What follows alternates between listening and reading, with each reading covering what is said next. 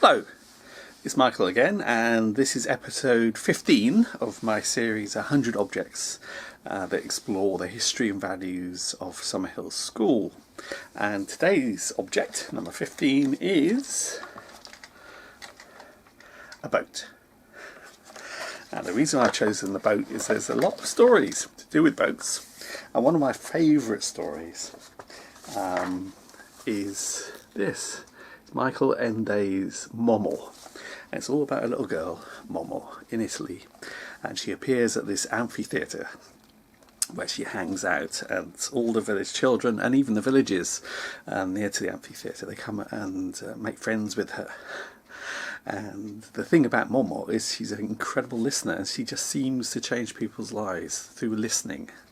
Yeah, and there's a lovely story very early on in the book where the children are waiting for her. She's not around and the children are getting bored, and on the horizon there is a storm coming, and they discuss black clouds and rain, and they're discussing what they're going to do. And this is what they say. "What about when you were at home?" asked the boy in glasses. "Doesn't it scare you there?" That was the thunder and lightning. "Of course it does," she said. "Then you may as well stay," said the boy. The girl shrugged her shoulders and nodded. After a while she said, "But maybe Momo won't turn up." "So what?" another voice broke in. It belonged to a rather ragged and neglected looking boy. "Even if she doesn't, we can still play a game." "All right, but what?" "I don't know. Something or other." "Something or other's no good. Anyone got an idea?" "I know," said a fat boy with a high-pitched voice. "Let's pretend the amphitheatre's a ship, and we sail off across uncharted seas and have adventures.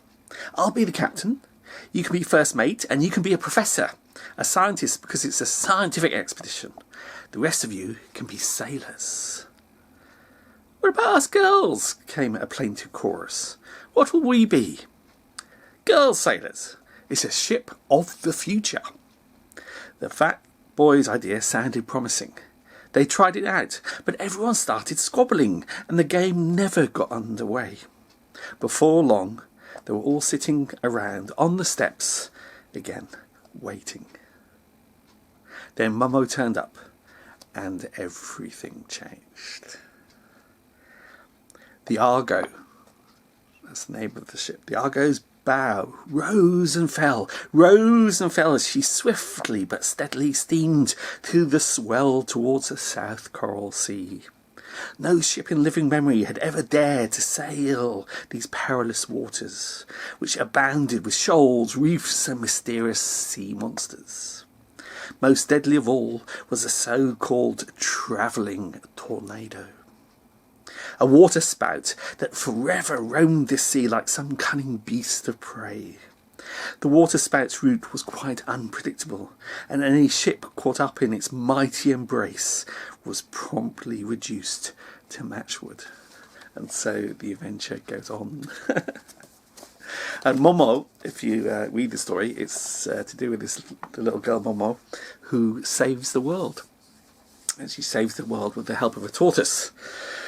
And but that's another story. But she saves it from the time and management people, these men in grey suits who smoke grey cigars, who measure the efficiency of the use of time by human beings, and basically get human beings to be time efficient, which gives no time for play, no time for idleness, no time for stories. Anyway, so that's one story about ships. Other stories to do with ships are that in Summerhill we make ships or boats in the woodwork. And one of the ex-students, who is a professional boat maker, and he also makes buildings with wood, he came and visited. He came back to his old school, to Summerhill, and he did a project with the students to make a sailing boat. And of course they make toy sailing boats and things. And then Will, the woodwork teacher, he would organise like a woodwork competition, or a woodwork challenge, sort of regularly. And sometimes it would be like having a runway and you have to design something that will go along the rope that holds an egg, and the egg survives, and it's the fastest one to go along the runway. And one year he organised transporting eggs across the swimming pool using self-propulsion, and so they had to design little boats that could hold an egg and float across the swimming pool, which is quite good. And another image of boats in Summerhill is the fantastic children's BBC series called Summerhill, and in that the writer who got a BAFTA for the script, she included boats as a major part of the storyline throughout the actual series. And one of the aspects of this, several aspects, was that there's a boat being built in the woodwork, and there's a fire, in fact, that occurs because the varnish from the boat, I think it's the varnish from the boat, it sort of ignites, but we'll come across that story in another episode. And in the children's BBC series, the two lawyers, the one for the school becomes Peter Pan in the court case. There's this dream sequence, and the lawyer attacking the school becomes Captain Hook, and they have a sword fight. But also, I mean, one of the children dresses up as, I think it's as the little, is it Angel, or I can't remember, the fairy. That's it, the fairy. And and also she portrays in the series. There's a wonderful boat race on the beach, but instead of using boats, the students have made, it's a running race, but they're all dressed up as boats, and they run along the beach in the boat race. And then at the end, to celebrate the whole ending of the film, they try out the boat that's made in the woodwork shop, and unfurl the sails and get it to float in the swimming pool with fireworks and things, which is a lovely ending to the film. So there's a number of references to boats in terms of Peter Pan and Captain Hook. And I mean, Zoe has written in one of the prospectuses, she writes, the school prospectus, that Summerhill is very much like Swallows and Amazons, in terms of the childhood story about the children on the lake and sailing on the lake and having all their adventures without the adults being present, except for being a part of their stories of pretending someone's a pirate and things. So, I think she says it's like Swallows and Amazons, but we have cold and wet days and winters. So it's not totally paradise at Summerhill.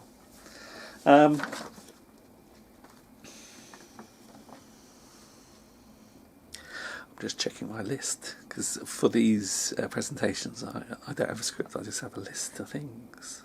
Oh yes, there's a wonderful ex-student who used to chat to me about he became an apprentice helping to repair the canals of London, and he was an expert in woodwork, and because of his work he'd done in the woodwork shop. And he, during his apprenticeship, he told me that they were all men.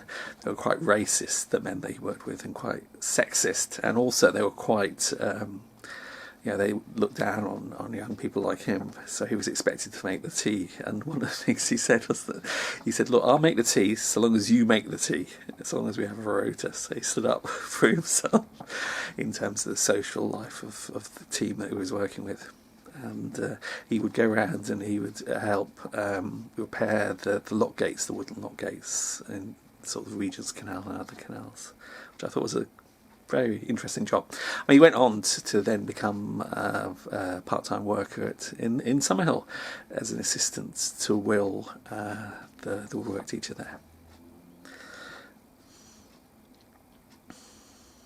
And then there's this fantastic story, this is to do with me really. We had some, because ex-Summerhills come up to Summerhill a lot, and when they do come up, we ask them, or they don't need to be asked. I mean, they do some wonderful voluntary work and share their experiences and things. And I would try and interview them on film about how they left and what they went on to do in terms of their careers and their studies, so that we could then get students who are present Summerhill students to interview them, so that they could learn about what they could do after Summerhill. And there's a whole library of videos of these interviews.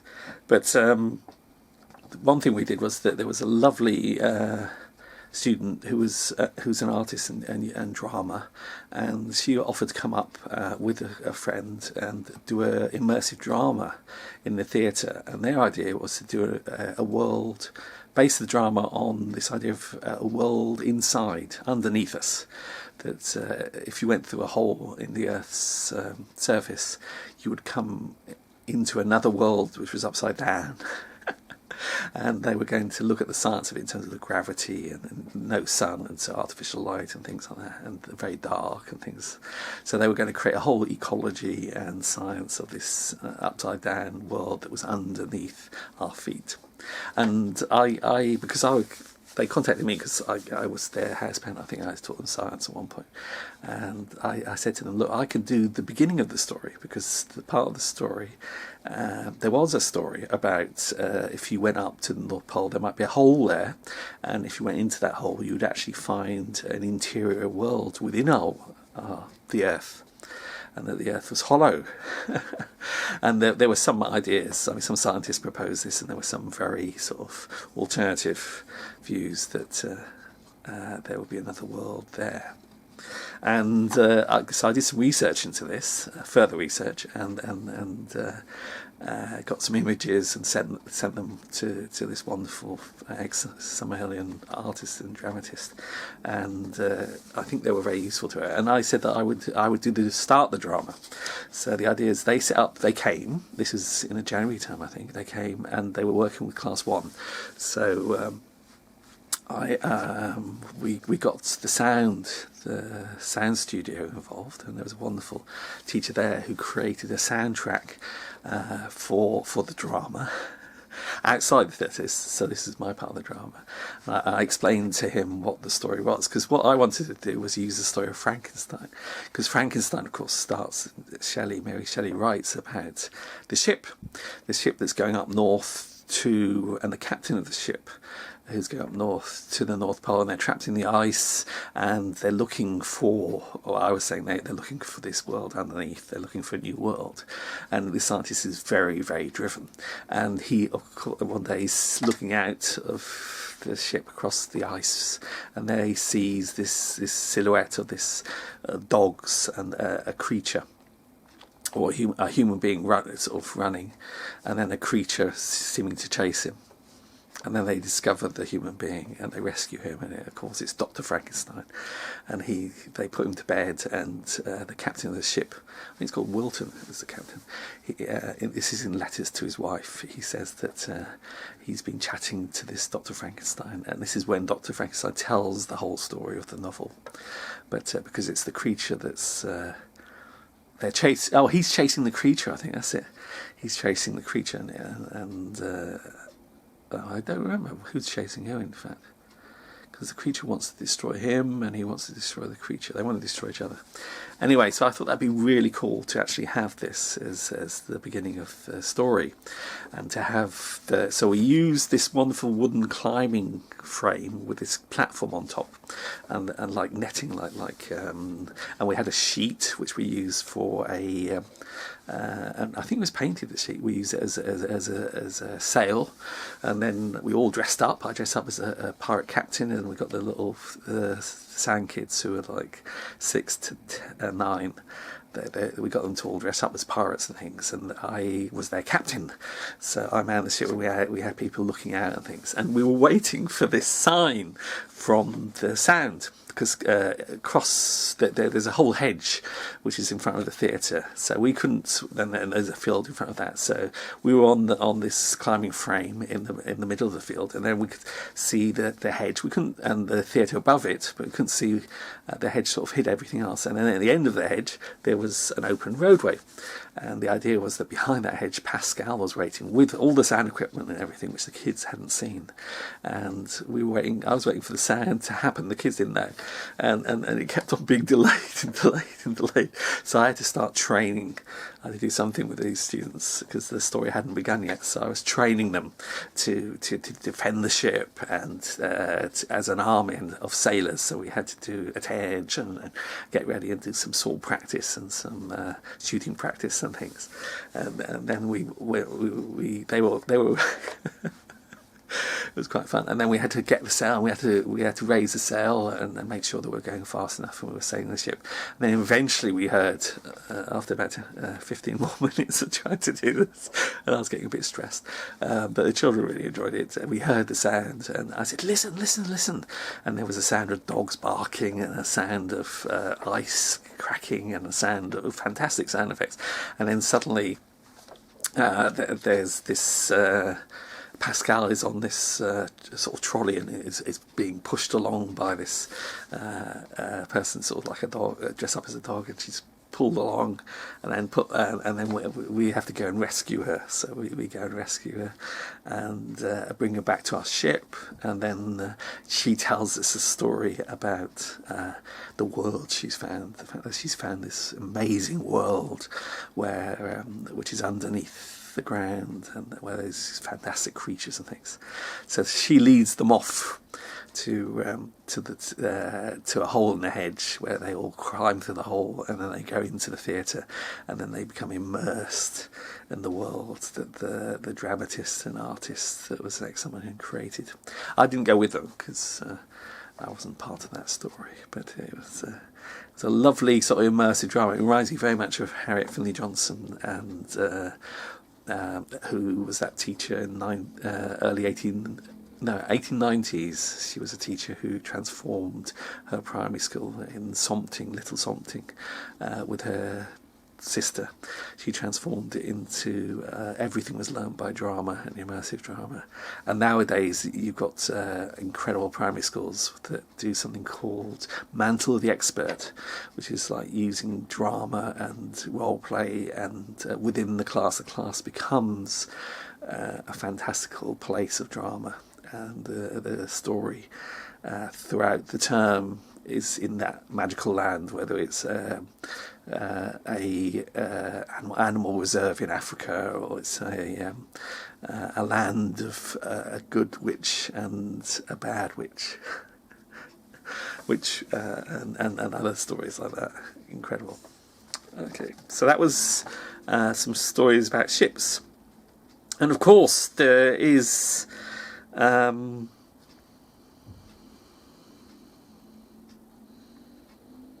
Kilquanity is a Scottish school that was inspired by Summerhill, and that school actually had a lake and an island on it, and I think that it would be interesting to find out what adventures the students there had in terms of travelling on the lake and what they built on the island and things. But, and then other stories would be like Will, the woodwork teacher, is a great fisherman.